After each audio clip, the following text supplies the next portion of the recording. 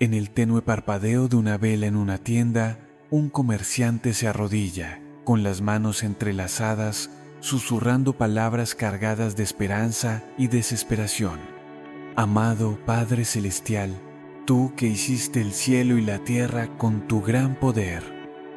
Estas palabras, extraídas de una oración atemporal por la prosperidad, resuenan como un clamor tan antiguo como el comercio mismo, una súplica por la intervención divina en el incierto mundo de los negocios, el trabajo y las ventas. En las culturas católicas, donde la fe y la vida cotidiana se entrelazan como hilos en un tapiz, estas oraciones no son meras palabras, sino salvavidas que conectan a los fieles con la creencia de que Dios puede transformar la escasez en abundancia. Esta oración, con su ferviente apelación a un Dios para quien nada es imposible, captura un anhelo humano universal, el deseo de estabilidad, éxito y un futuro libre de carencias. Para comprender el poder de esta oración, debemos retroceder en la historia a los bulliciosos mercados de la España medieval o la América Latina colonial, donde el comercio era tanto un medio de vida como un esfuerzo espiritual. En el siglo XV, los comerciantes en ciudades como Sevilla o la Ciudad de México enfrentaban un mundo lleno de riesgos, tormentas que podían hundir barcos de carga, bandidos que asaltaban caravanas o plagas que cerraban mercados de la noche a la mañana. En medio de tanta incertidumbre, recurrir a Dios no era solo piedad, sino supervivencia. La invocación inicial de la oración, que llama al Creador del cielo y la tierra, refleja una cosmovisión donde el poder divino gobernaba no solo el cosmos, sino también el mercado. Para estos comerciantes, Dios era el socio supremo, aquel que podía extender su brazo para proteger sus empresas de la ruina. Imagina la historia de Juan de Toledo, un comerciante ficticio pero verosímil del Castilla del siglo XVI. Su pequeño puesto, repleto de telas de lana, se alzaba a la sombra de una catedral. Cada mañana, antes de que sonara la campana del mercado, Juan encendía una vela en el altar, murmurando oraciones por buenas ventas y viajes seguros para sus proveedores.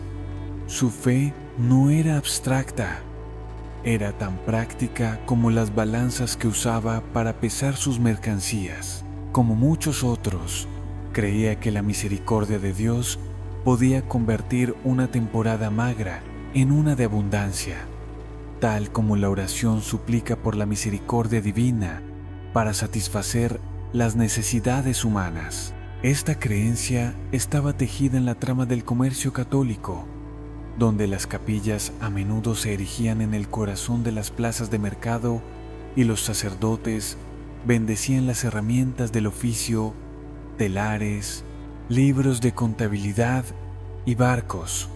Las raíces de esta oración se encuentran en una tradición más amplia de devoción católica, donde el trabajo se consideraba un acto sagrado.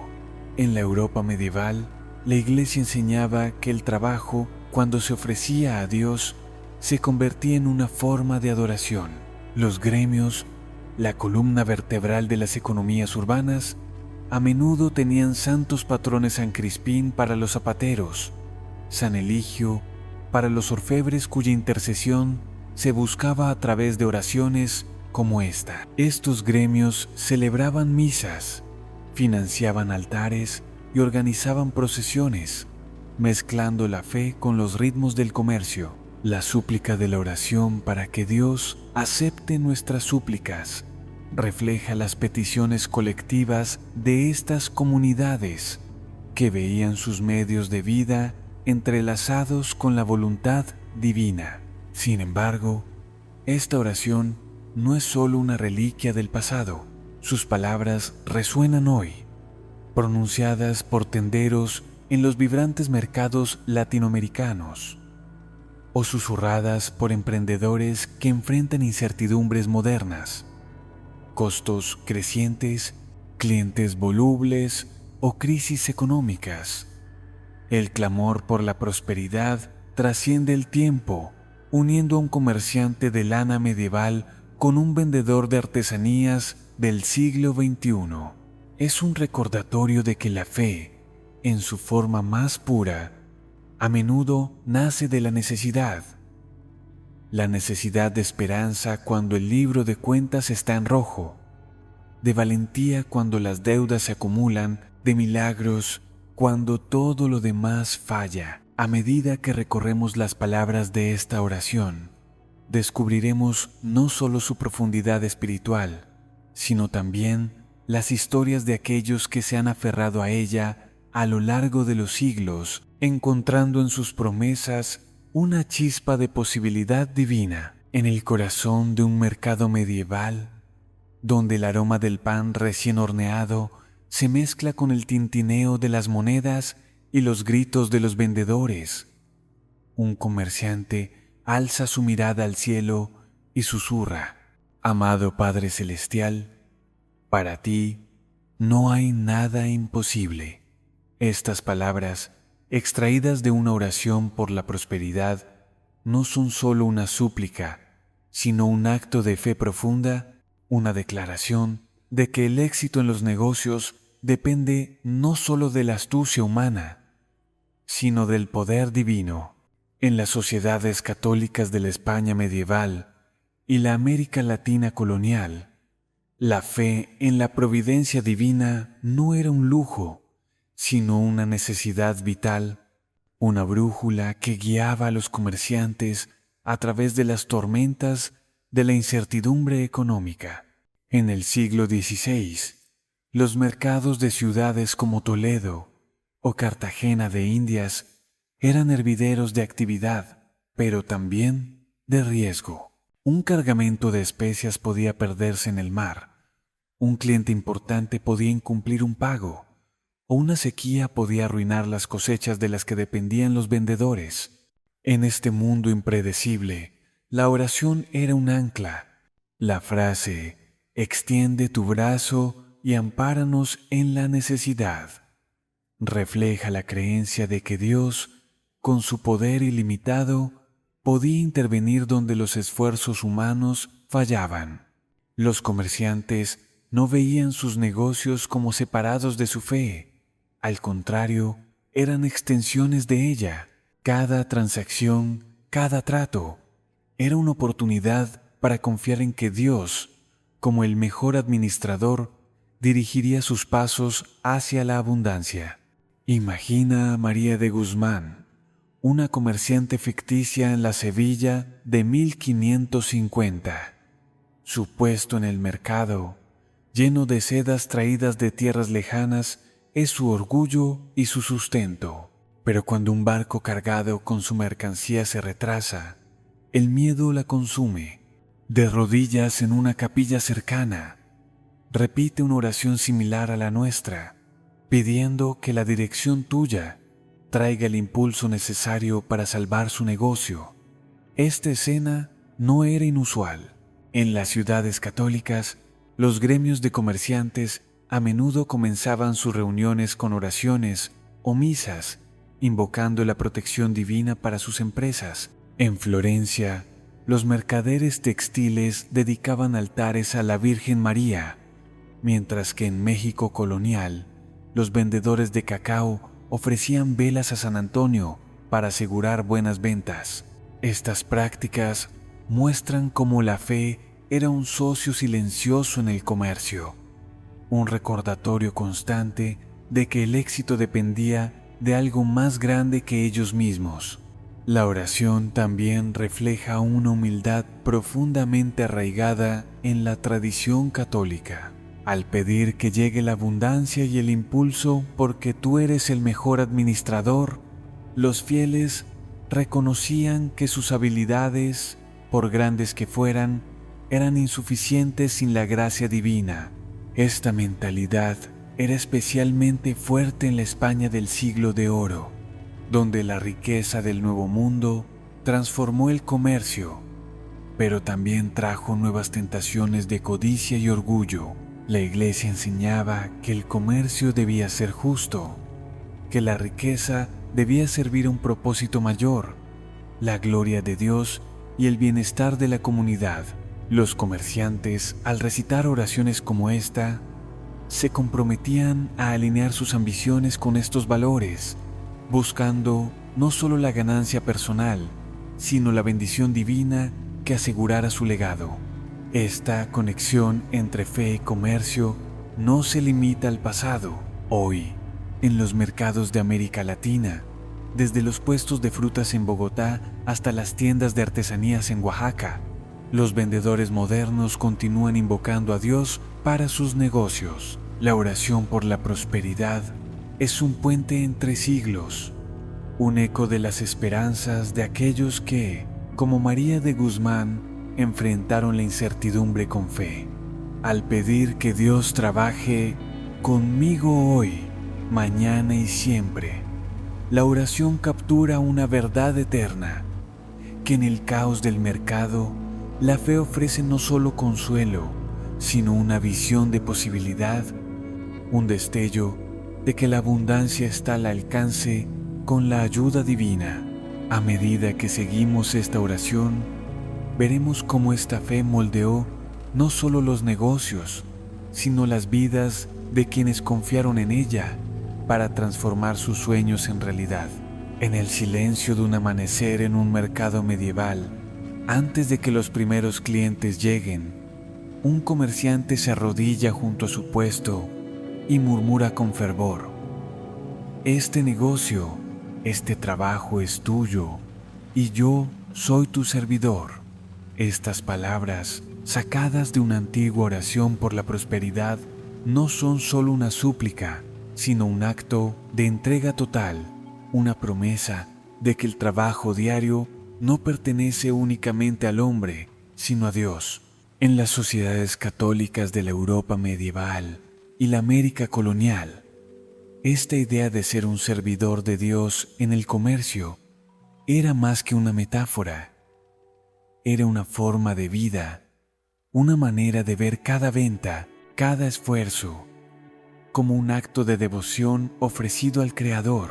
En la España del siglo XVI o en los mercados de la Nueva España, el concepto de mayordomía impregnaba la vida de los comerciantes. La oración, al declarar que el negocio pertenece a Dios, refleja una enseñanza central del catolicismo, que todo lo que uno posee, tiempo, talento, recursos, es un regalo divino que debe administrarse con cuidado y reverencia. Esta creencia tenía raíces profundas en la teología católica, que veía el trabajo como una vocación sagrada.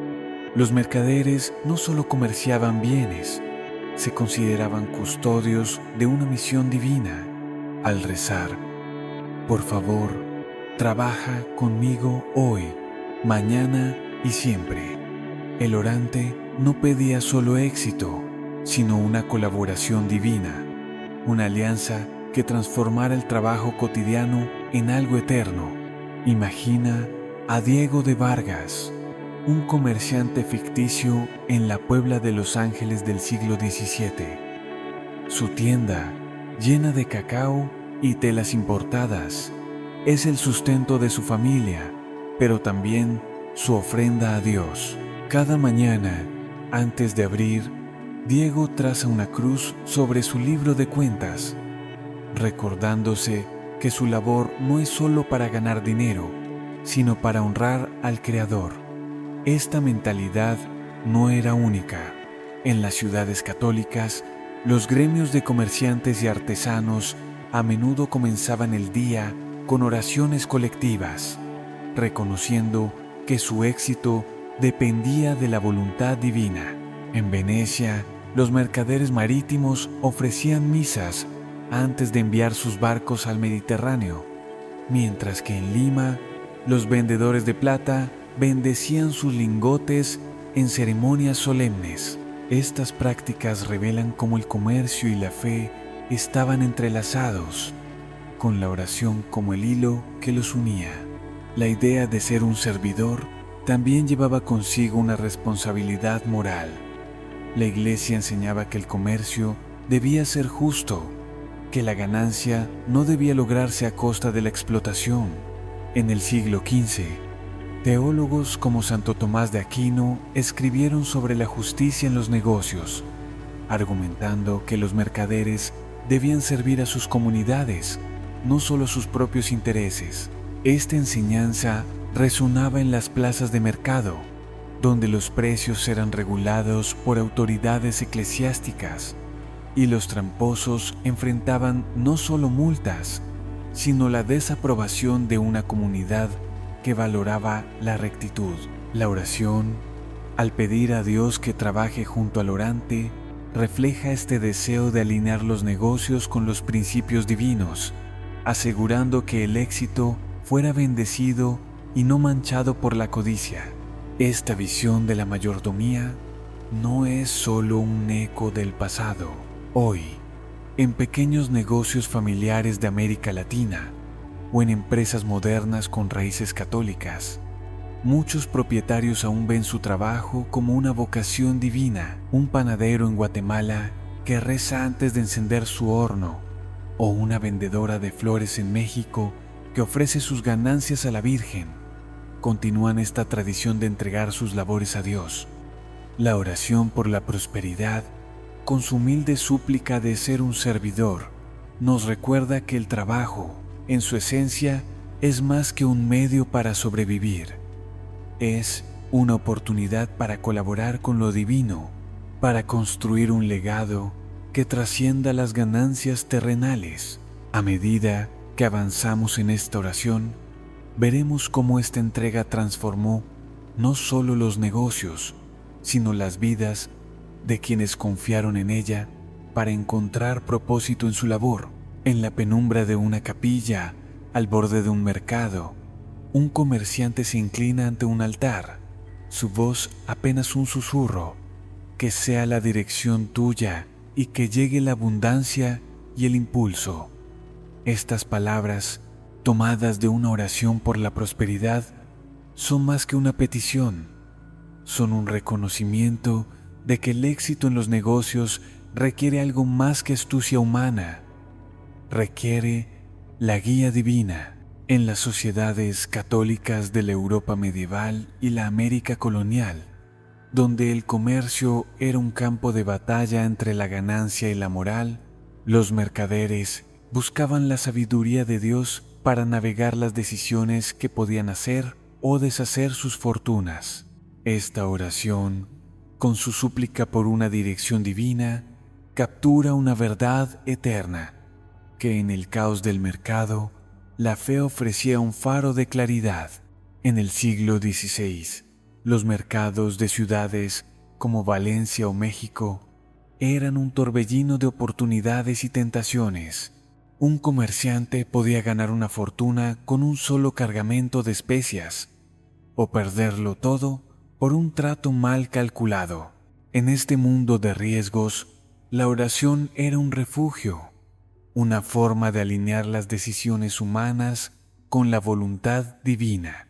La frase "porque tú eres el mejor administrador, y tu saber y tu grandeza es fuerte y poderosa", refleja la creencia de que Dios no solo gobernaba los cielos, sino también los libros de cuentas. Los mercaderes católicos, educados en la idea de que la riqueza debía servir a un propósito mayor, recurrían a la oración para tomar decisiones que equilibraran el beneficio con la rectitud. Esta búsqueda de guía divina era especialmente crucial en momentos de crisis, cuando un paso en falso podía llevar a la ruina.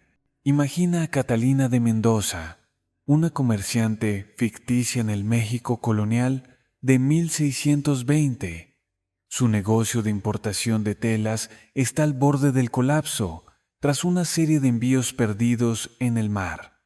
En la quietud de una iglesia cercana, rodeada por el aroma del incienso y el resplandor de las velas, Catalina reza para que Dios ilumine su camino. ¿Debería arriesgarse con un nuevo proveedor o conservar sus recursos? Su oración, como la que exploramos, no busca solo prosperidad, sino sabiduría para tomar decisiones que honren a Dios y sostengan a su familia. Esta escena era común en las sociedades católicas, donde los mercaderes a menudo hacían peregrinaciones a santuarios o consultaban a sacerdotes antes de cerrar tratos importantes. En Santiago de Compostela, por ejemplo, los comerciantes ofrecían donaciones a cambio de bendiciones para sus empresas, mientras que en Lima, las cofradías mercantiles organizaban novenas para pedir claridad en sus negocios. La tensión entre el lucro y la integridad espiritual era un tema recurrente en las enseñanzas católicas. Teólogos como San Bernardino de Siena, en el siglo XV, predicaban contra la codicia, instando a los mercaderes a buscar la justicia en sus transacciones. La Iglesia regulaba los mercados, estableciendo precios justos y castigando el fraude, porque el comercio, según la doctrina, debía reflejar los valores cristianos. La oración, al pedir que la dirección divina traiga abundancia, no solo busca riqueza material, sino un éxito que no comprometa el alma. Este equilibrio era un desafío constante, especialmente en épocas de opulencia como el siglo de oro español, cuando la llegada de oro y plata del Nuevo Mundo tentaba a muchos a priorizar la ganancia sobre la moral. Hoy, esta oración resuena en los corazones de quienes enfrentan dilemas similares. Un empresario en Bogotá que duda entre expandir su negocio o mantener la calidad, o un artesano en Guadalajara que lucha por fijar precios justos. Ambos comparten la misma esperanza, que Dios dirija sus pasos. La súplica por una dirección tuya trasciende los siglos, recordándonos que la verdadera abundancia no se mide solo en monedas, sino en la paz de saber que las decisiones están alineadas con un propósito mayor.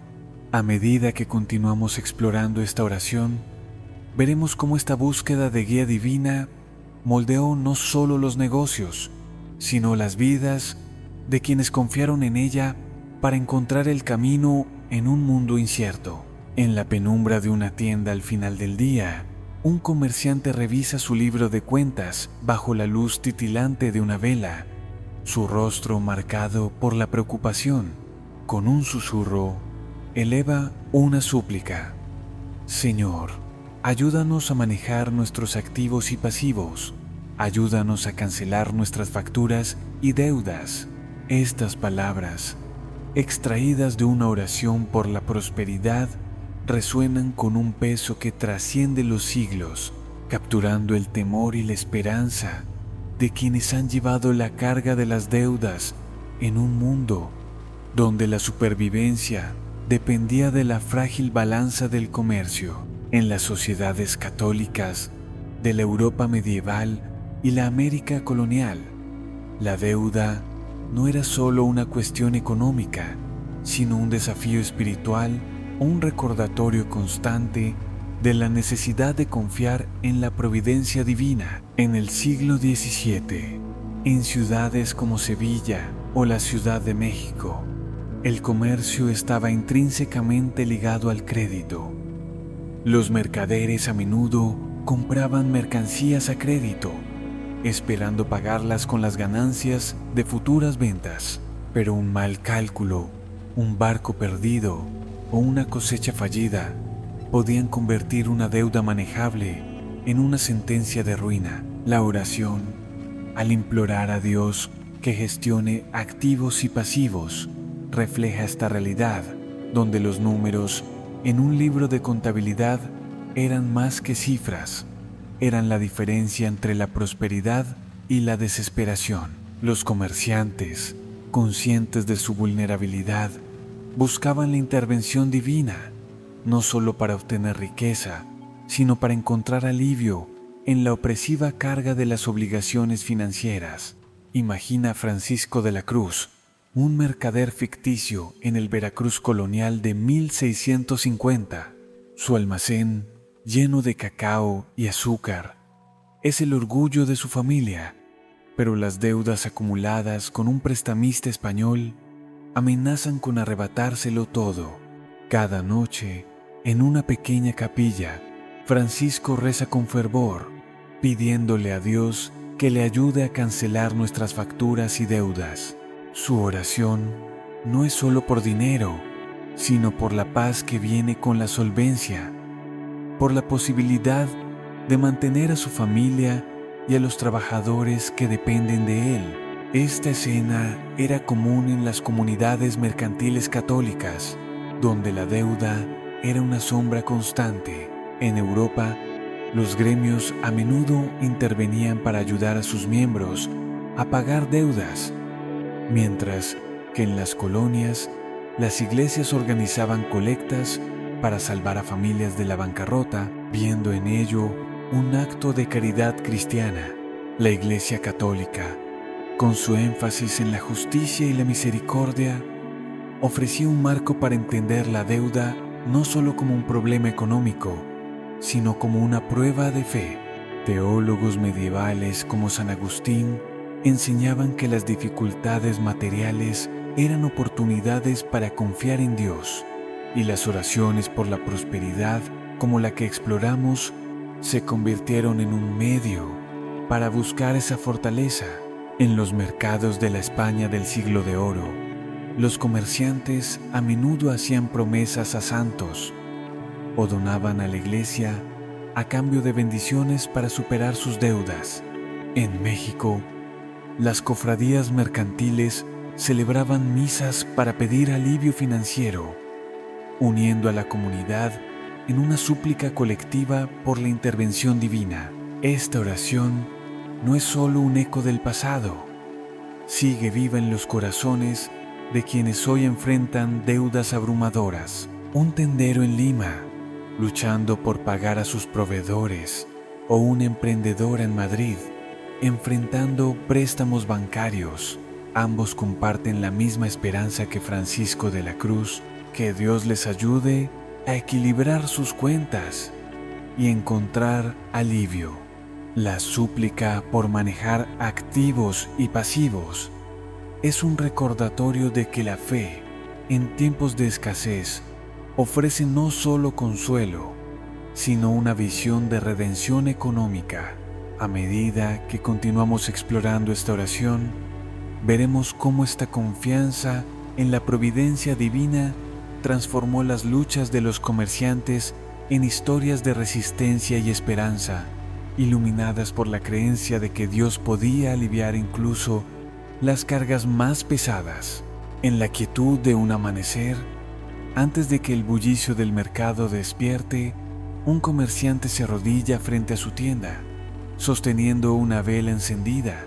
Sus labios pronuncian una súplica ferviente: bendice y mejora con tu poder este negocio. Estas palabras, tomadas de una antigua oración por la prosperidad, no son solo un deseo de éxito, sino un ruego por una bendición divina que transforma un humilde puesto en un lugar de abundancia y propósito. En las sociedades católicas de la Europa medieval y la América colonial, bendecir el lugar de trabajo era más que una tradición, era un acto sagrado, una alianza entre el comerciante y Dios que convertía cada mostrador, cada taller, en un espacio tocado por lo divino. En el siglo XVI, los mercados de ciudades como Granada o Cartagena de Indias estaban impregnados de rituales católicos. Antes de abrir sus puertas, los mercaderes y artesanos invitaban a sacerdotes a bendecir sus tiendas con agua bendita, oraciones y, a veces, incienso, creyendo que estas ceremonias atraían la protección y el favor de Dios. La frase de la oración: bendice y mejora con tu poder este negocio.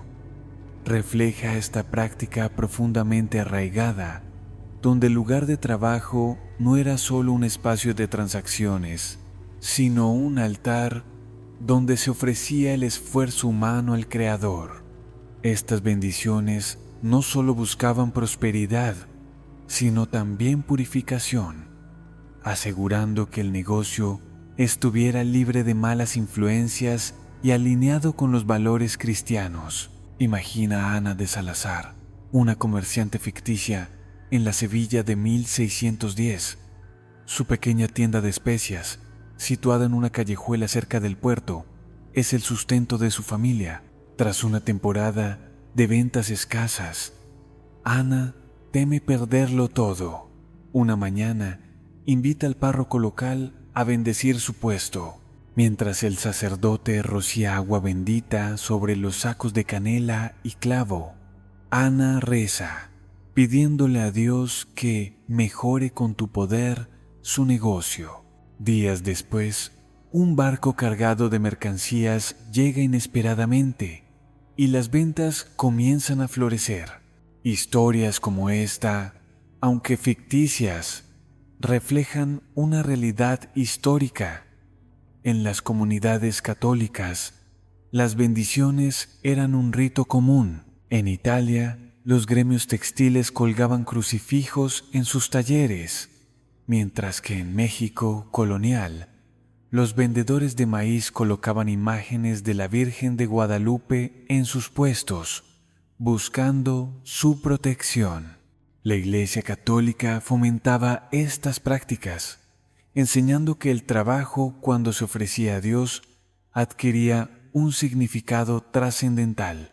En el siglo XV, teólogos como San Antonino de Florencia escribieron sobre la santidad del trabajo honesto, instando a los mercaderes a ver sus negocios como un reflejo de la voluntad divina. Las bendiciones no solo eran un acto de fe, sino también un recordatorio de que el éxito debía servir a la comunidad. En muchas ciudades, los mercaderes prósperos donaban parte de sus ganancias a iglesias o caridades, un gesto que resonaba con la idea de que un negocio bendecido debía dar frutos para todos. La oración, al pedir que Dios mejore el negocio, no solo busca riqueza, sino un florecimiento que honre al Creador y beneficie a quienes dependen de Él. Hoy, esta tradición de bendecir el lugar de trabajo sigue viva. En mercados de América Latina, desde los puestos de flores en Quito hasta las panaderías en San Salvador, los dueños de negocios aún piden bendiciones a sacerdotes o colocan imágenes religiosas en sus locales, confiando en que la presencia divina atraerá clientes y prosperidad. La súplica por un negocio bendecido trasciende el tiempo, conectando a Ana de Salazar con un tendero moderno que reza antes de abrir su tienda. Es un recordatorio de que en el corazón del comercio, la fe transforma un simple lugar de trabajo en un espacio de esperanza, donde cada venta es un paso en una alianza divina. A medida que seguimos esta oración, veremos cómo estas bendiciones no solo cambiaron los negocios, sino las vidas de quienes creyeron que Dios podía convertir sus esfuerzos en un legado duradero. En el bullicio de un mercado al mediodía, donde los gritos de los vendedores se mezclan con el tintineo de las monedas, un comerciante pausa su trabajo y susurra una oración: llena de justicia y sabiduría a este tu servidor, para que pueda ejercer satisfactoriamente mis funciones. Estas palabras, extraídas de una súplica por la prosperidad, no buscan solo ganancias, sino un camino recto, guiado por la moral y la prudencia. En las sociedades católicas de la Europa medieval y la América colonial, el comercio era un terreno donde la fe y la ética se entrelazaban, y los mercaderes, conscientes de su responsabilidad, Pedían a Dios la sabiduría para actuar con justicia en un mundo tentado por la codicia y el engaño. En el siglo XV, los mercados de ciudades como Toledo o Cusco eran más que lugares de intercambio, eran espacios donde la iglesia y las autoridades civiles vigilaban la rectitud de las transacciones. La oración, al implorar justicia y sabiduría, refleja las enseñanzas católicas que consideraban el comercio no solo como una actividad económica, sino como un acto moral. La Iglesia, influenciada por teólogos como San Tomás de Aquino, enseñaba que un mercader justo debía evitar el fraude, fijar precios razonables y tratar a sus clientes con dignidad. La súplica por sabiduría no era abstracta, era una petición práctica para tomar decisiones que equilibraran el lucro con la virtud, asegurando que el negocio fuera una ofrenda aceptable ante Dios. Imagina a Pedro de Alcántara, un mercader ficticio en la Salamanca de 1490. Su puesto de lanas y tejidos es conocido por su calidad, pero un competidor le ofrece una partida de tela a bajo precio, sabiendo que está defectuosa.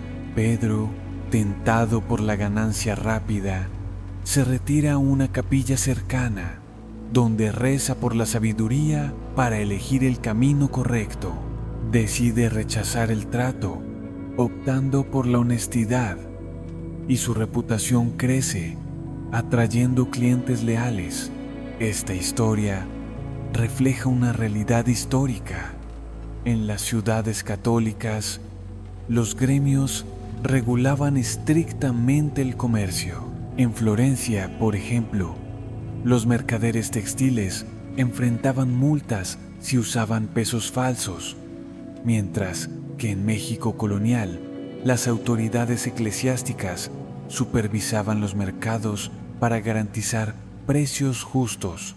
Estas regulaciones no solo protegían a los consumidores, sino que reforzaban la idea de que el comercio debía reflejar los valores cristianos.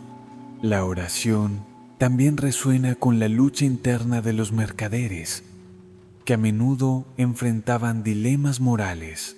En la España del siglo de oro, la llegada de riquezas del Nuevo Mundo trajo prosperidad, pero también tentaciones de avaricia. Los predicadores advertían contra la explotación, recordando a los comerciantes que la verdadera riqueza era espiritual.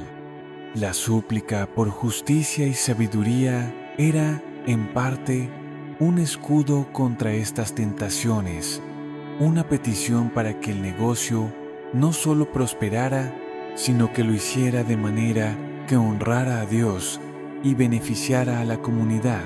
En muchas ciudades, los mercaderes exitosos demostraban su compromiso con estos valores al financiar hospitales, iglesias o escuelas, viendo en ello una extensión de su deber cristiano.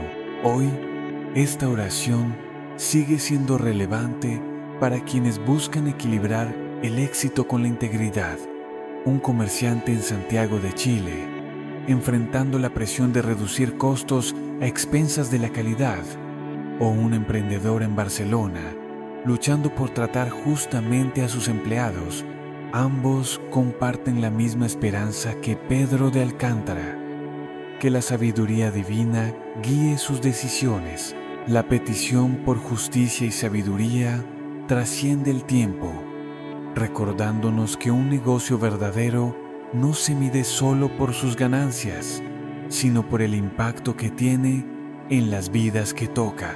A medida que continuamos explorando esta oración, veremos cómo esta búsqueda de rectitud transformó los mercados en espacios donde la fe y la moral daban forma no solo a las transacciones, sino a las almas de quienes las realizaban. En el calor sofocante de un mercado al atardecer, un comerciante limpia el sudor de su frente, su cuerpo agotado por horas de trabajo, pero su corazón elevado por una oración. que todo lo trabajado con afán y sacrificio rinda sus frutos. Estas palabras, tomadas de una súplica por la prosperidad, resuenan con la esperanza de que el esfuerzo humano, ofrecido con devoción, sea recompensado con abundancia. En las sociedades católicas de la Europa medieval y la América colonial, el trabajo no era solo un medio para ganarse la vida, era un acto de fe, una ofrenda a Dios, que, con su bendición, podía transformar el sacrificio en prosperidad. Esta oración, con su anhelo de frutos abundantes, captura la creencia de que el trabajo, cuando se realiza con propósito divino, trasciende lo terrenal. En el siglo XVI, en ciudades como Brujas o Quito, el trabajo era visto como una vocación sagrada. La teología católica, influenciada por pensadores como San Benito, enseñaba que el laborar con diligencia era una forma de alabar a Dios. Los artesanos y mercaderes, desde los tejedores de lana hasta los plateros, creían que su esfuerzo diario, impregnado de sacrificio, era una extensión de su fe. La oración, al pedir que rinda sus frutos, refleja esta mentalidad, donde el éxito no era solo una cuestión de monedas, sino de cumplir un propósito divino. Los gremios reforzaban esta idea, organizando ceremonias donde los artesanos ofrecían sus herramientas a Dios, buscando su bendición para que el trabajo fuera productivo y honesto. Imagina a Isabel de la Torre, una vendedora ficticia en el México colonial de 1630. Cada día, al alba, amasa tortillas en un pequeño puesto, sus manos callosas marcadas por años de labor. Las ventas apenas alcanzan para mantener a sus hijos y la fatiga amenaza con apagarla. Sin embargo, en la quietud de la noche, Isabel reza, pidiéndole a Dios que su afán y sacrificio den fruto. Un día, un cliente habitual, conmovido por su dedicación, le recomienda a una familia noble y su negocio comienza a crecer. Esta historia, aunque ficticia, refleja una realidad histórica. En las comunidades católicas, el trabajo arduo era venerado y las historias de éxito atribuido a la fe eran comunes. En España, los gremios de zapateros celebraban a San Crispín con ofrendas, mientras que en Perú, los vendedores de maíz rezaban a Santa Rosa para que sus cosechas fueran abundantes. La Iglesia Católica reforzaba esta conexión entre trabajo y fe, enseñando que el sacrificio humano, cuando se ofrecía a Dios, era un acto de redención. En el siglo XV, predicadores como San Vicente Ferrer instaban a los trabajadores a ver su labor como un reflejo de la pasión de Cristo, donde el sufrimiento y el esfuerzo podían llevar a una recompensa divina. Esta creencia inspiraba a los mercaderes a perseverar, incluso en tiempos de escasez, confiando en que sus esfuerzos serían bendecidos. La oración, al desear que la abundancia, la suerte y la riqueza lleguen, no busca solo ganancias materiales, sino una prosperidad que glorifique a Dios y sostenga a la comunidad.